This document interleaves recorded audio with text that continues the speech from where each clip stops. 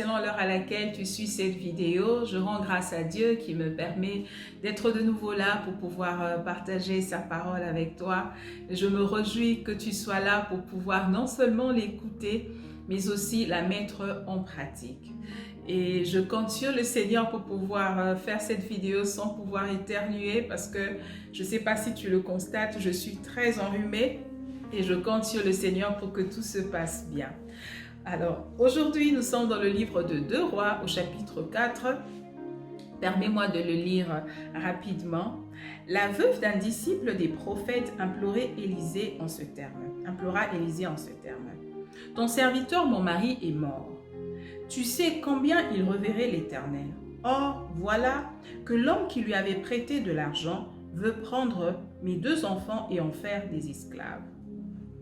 Élisée lui demanda, « Que puis-je faire pour toi?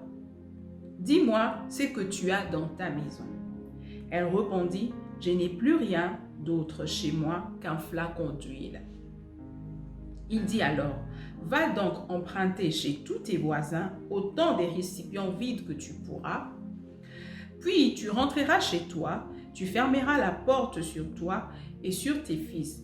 Tu verseras de l'huile dans tous ces récipients et tu les mettras de côté à mesure qu'ils seront pleins. » Bien-aimés, j'aime ce passage et je crois vraiment que Dieu va nous faire du bien parce que ça m'a beaucoup béni. Tu sais, lorsque nous avons des problèmes, lorsque nous passons par des temps difficiles, tout ce que tu veux, c'est que Dieu fasse quelque chose, que Dieu intervienne, que Dieu te sorte de là.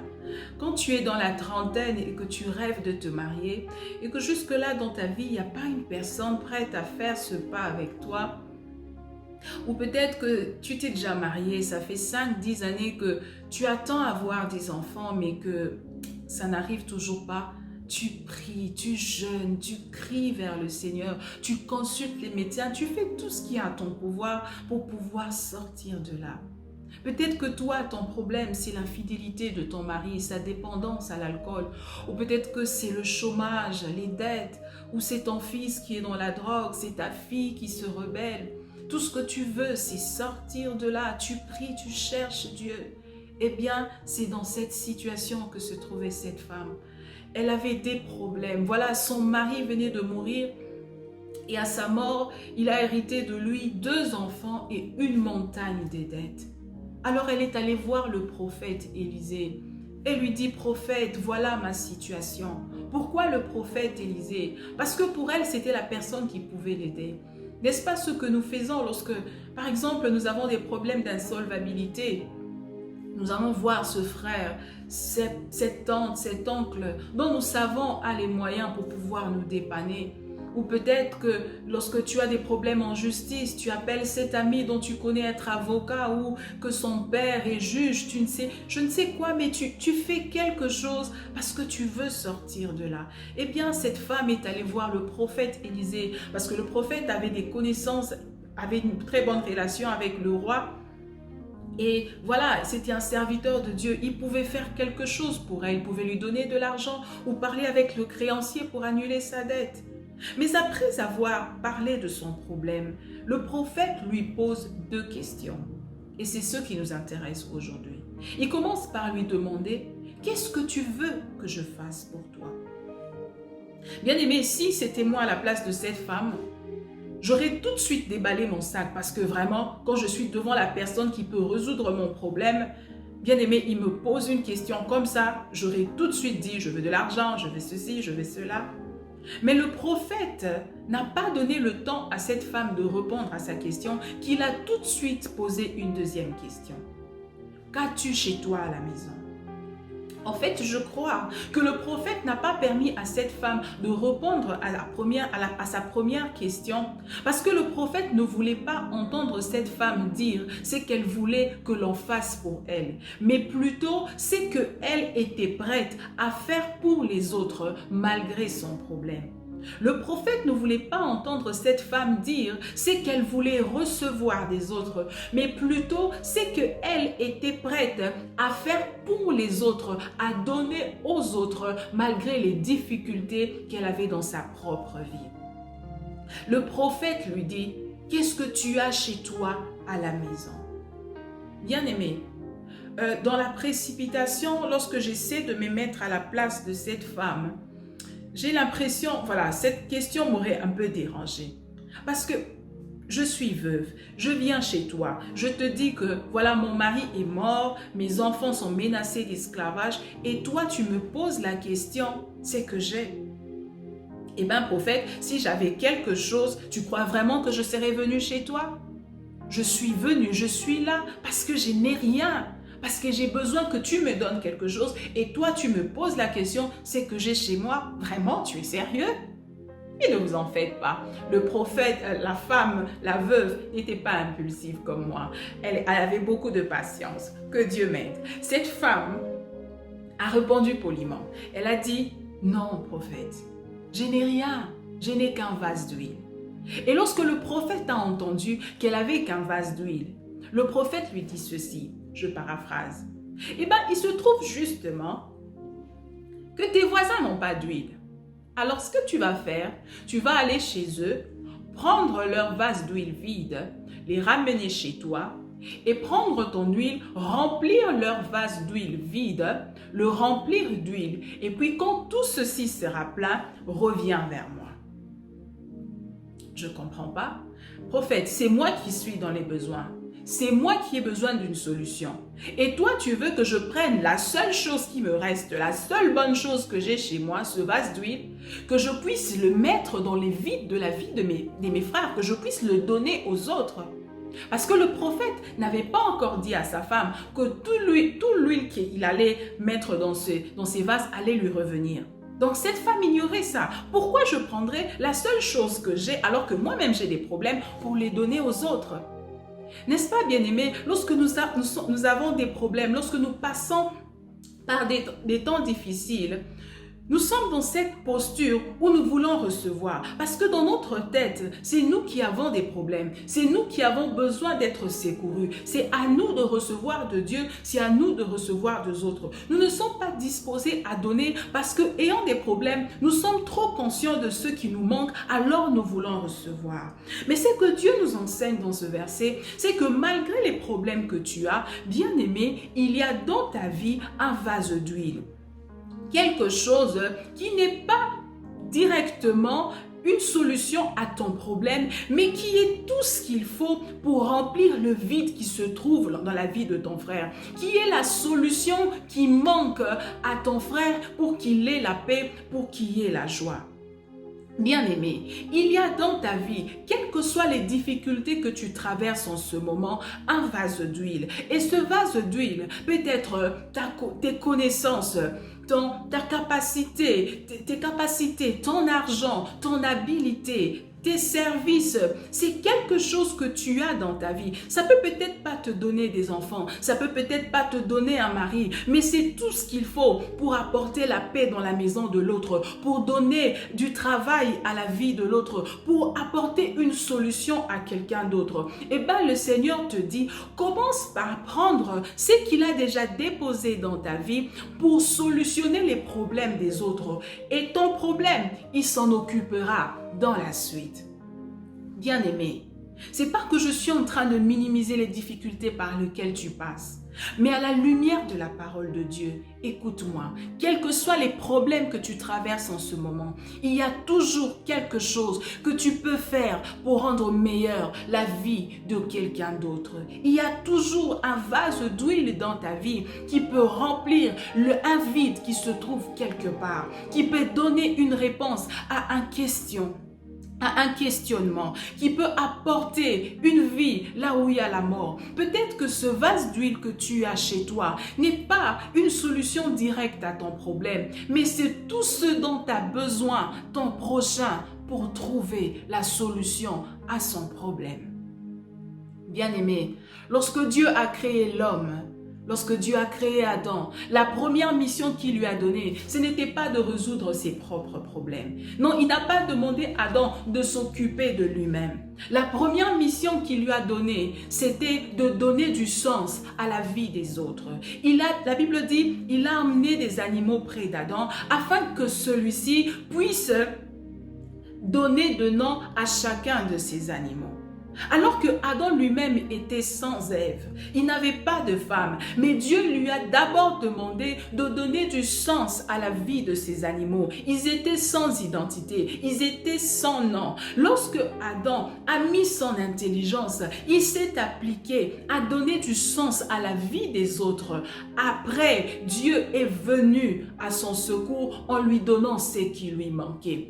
Ève, une aide semblable.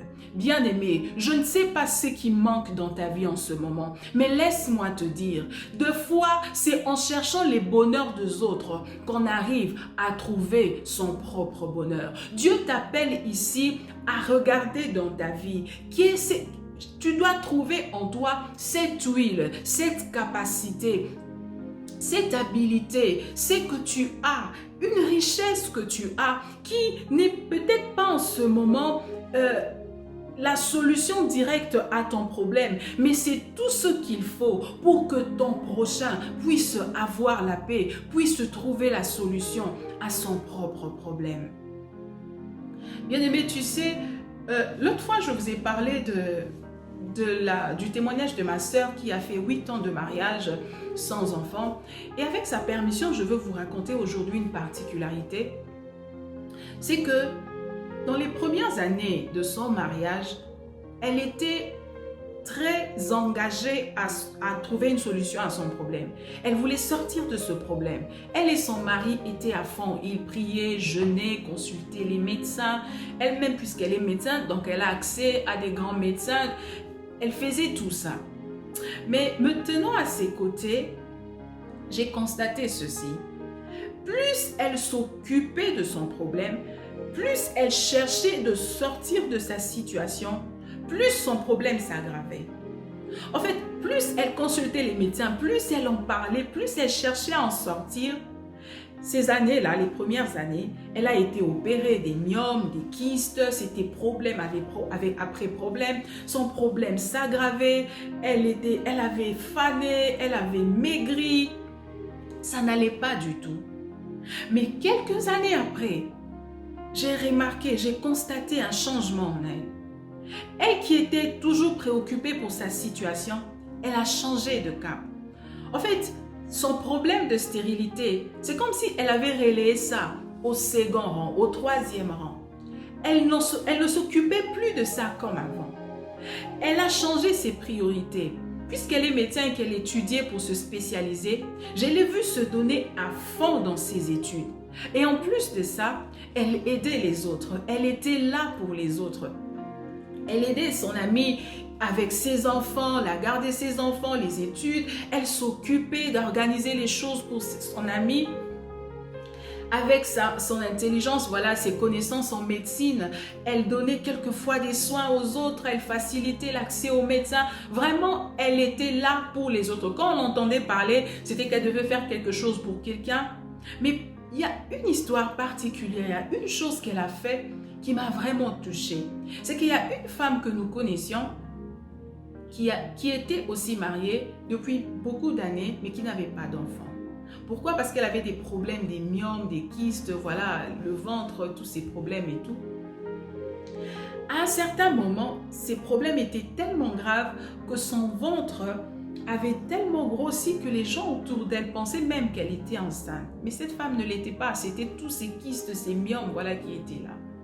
Mais n'ayant pas les moyens pour se faire opérer, voilà, elle traînait avec son ventre comme ça.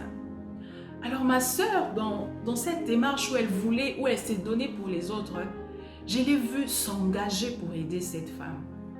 Elle payait son transport, elle envoyait voir des grands médecins, elle payait ses échographies, toutes ses consultations, elle supportait les frais. Mais lorsqu'il a fallu que cette femme soit opérée, puisque sa situation était très grave, voilà, les coûts étaient vraiment élevés, ma sœur ne pouvait pas supporter ça. Alors, ça pouvait l'arrêter, mais non. Elle a contacté des gens, elle a mobilisé les gens autour d'elle, elle a été voir notre pasteur, elle m'en a parlé, elle a parlé à ses amis dont elle savait être discrète et libérale. Elle a réuni tout cet argent et a fini par faire opérer cette femme. Et même dans la famille de cette femme, ils ne réalisaient pas, en fait, ils étaient étonnés d'entendre dire que la personne qui avait supporté tous ces coups était étrangère à leur propre famille. Et bien aimé, après que ma sœur ait posé cet acte, là c'était vraiment le comble. Après qu'elle ait posé cet acte, l'année qui a suivi, elle a accouché de son premier garçon. En fait, ce que j'ai vu dans sa vie, c'est qu'elle a rempli le vide qui était dans la vie des autres. Elle ne pouvait pas encore avoir des enfants, mais elle avait des connaissances en médecine, elle avait des relations médecins, elle avait des personnes qui pouvaient mettre ensemble de l'argent pour aider cette femme. Elle s'est donnée à remplir le vide qu'il y avait dans la vie de cette femme. Et Dieu, bien-aimé, est intervenu dans sa vie. Laisse-moi te dire ceci. Deux fois, tu sais, la meilleure façon de résoudre un problème, c'est de le relayer au second rang, ou carrément d'arrêter de s'en occuper, le laisser entre les mains du Seigneur et te donner à fond pour rendre service aux autres, pour t'occuper des autres. Parce que bien aimé, il y a dans ta vie un vase d'huile qui sert de solution pour les autres. Mais tant que toi tu es à fond à chercher tes propres problèmes, tu bloques aussi quelque part l'avancée de la vie des autres. Or, bien-aimé, c'est en rendant meilleure la vie des autres que tu trouveras ton propre bonheur. Tu sais, des fois, nous avons du mal à nous donner pour résoudre les problèmes des autres, pour aider les autres.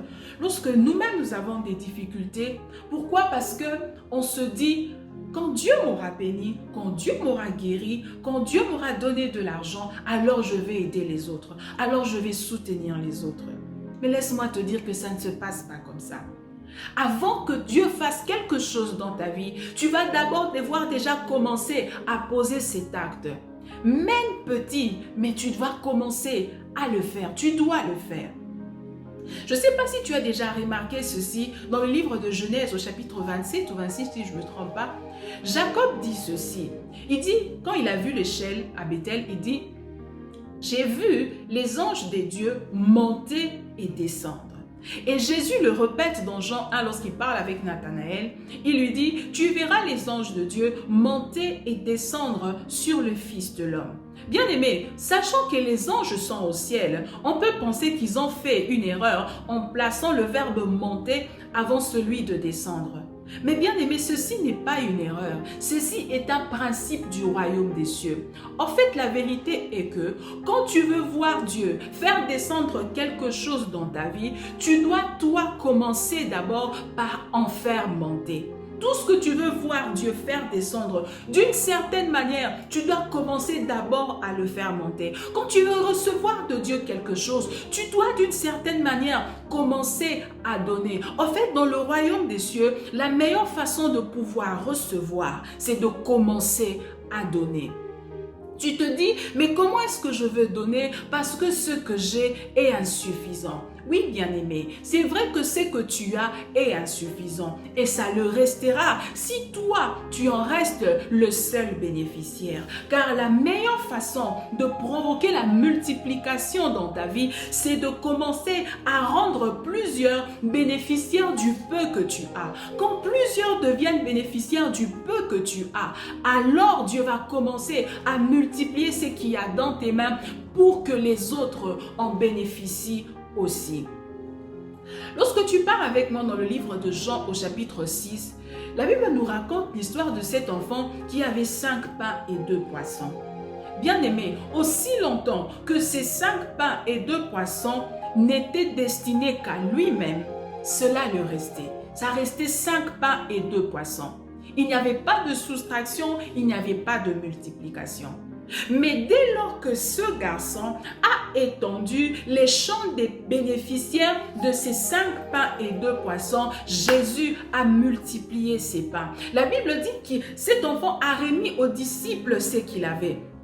Son panier de pain et de poissons. Il leur a donné pour qu'ils puissent s'en servir afin de nourrir plusieurs. Quand le petit qui était à lui-même est devenu le petit pour plusieurs personnes, alors Dieu a multiplié ce que cet enfant avait. Bien-aimé, peut-être que tu es là, depuis 10 ans, tu as le même salaire. Et ceci ne sert qu'à payer ta maison, à te nourrir, à scolariser tes propres enfants. Tu payes tes factures et c'est fini. Le mois prochain, tu vas recevoir le même montant, tu vas refaire les mêmes dépenses. Tu es comme là, stagné quelque part. Il n'y a pas de multiplication, il n'y a pas d'addition. Tu es là quelque part et tu te dis, mais comment je vais aider les autres? Comment je veux faire? Je n'ai que ça. Bien-aimé, si tu veux que Dieu commence à multiplier ce que tu as, écoute ceci, tu dois commencer par augmenter le nombre de personnes qui reçoivent ce que tu as.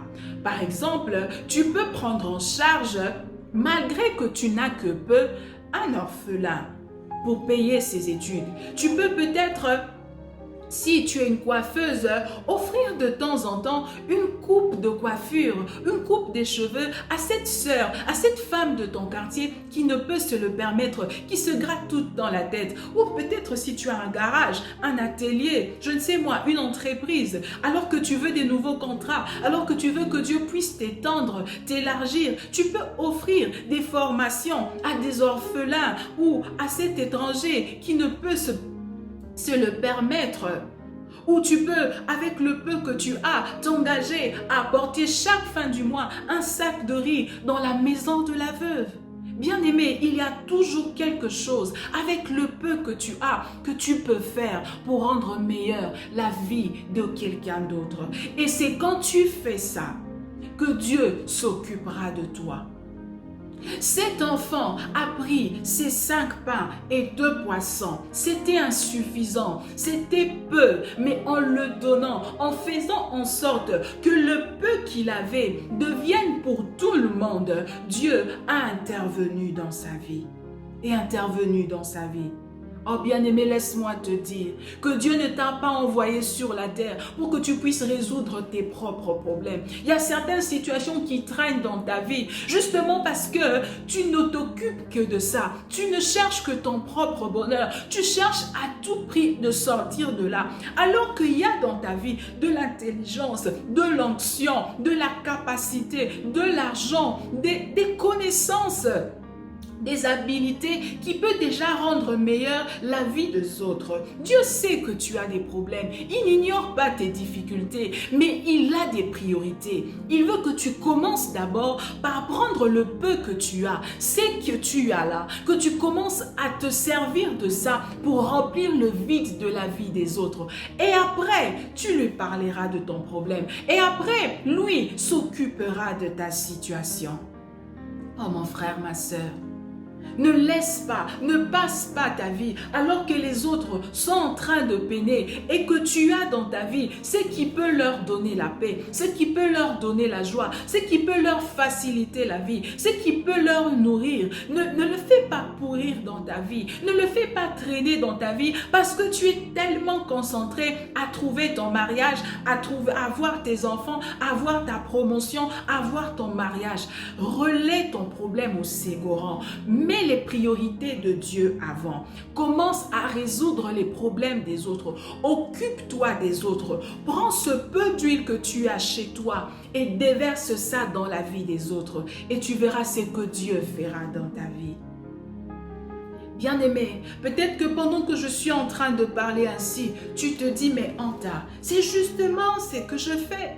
Depuis tout ce temps, je prends soin de l'orphelin, je prends soin de la veuve. C'est moi qui nourris un tel, c'est moi qui paye les études d'un tel. Mais je n'ai pas encore d'enfant, mais Dieu n'a encore rien fait dans ma vie. C'est ce que tu es en train de dire là, c'est ce que je fais, mais je n'ai encore rien vu.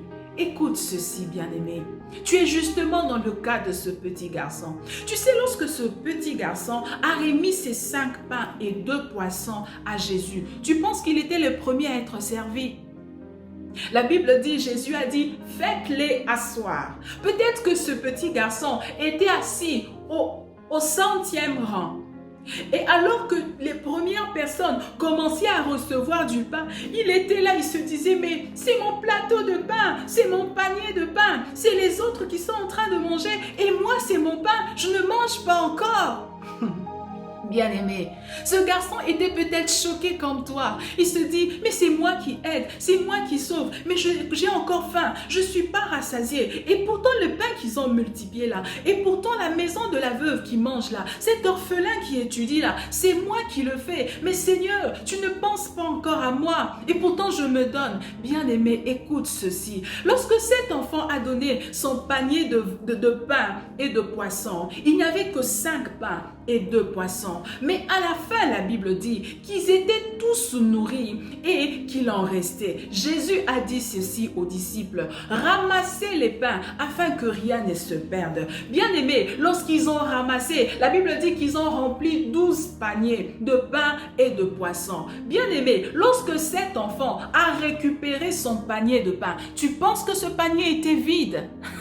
Ce panier n'avait pas seulement 5 pains et 2 poissons. Son panier était rempli de pain et de poissons. Laisse-moi te dire, le temps que tu dépenses pour rendre meilleure la vie des autres, l'intelligence que tu mets pour améliorer la vie de quelqu'un, ton argent, tout ce que tu fais pour rendre meilleure la vie des autres. Tu sais, au début, où ça fait un temps, tu ne vois rien, tu t'inquiètes, mais laisse-moi te dire, sois tranquille, laisse les autres se servir, continue à faire ce que tu es en train de faire. Car lorsque le Seigneur te redonnera ton panier, lorsque le Seigneur te redonnera ce que tu lui as emprunté, ça sera plein de ces bonnes choses que tu n'aurais pas pu te le permettre par toi-même. Bien-aimé, il y a de l'huile dans ta vie qui sert à rendre meilleure la vie de quelqu'un. Commence par déverser cette huile dans la vie des autres. Et ensuite, laisse Dieu s'occuper de toi. En attendant, n'oublie pas, le meilleur cadeau que tu peux te rendre, que tu peux t'offrir dans la vie, c'est de donner tes oreilles à Dieu et ensuite de faire tout ce qu'il te dit de faire. Ainsi tu seras heureux dans cette vie et dans l'éternité. Que Dieu te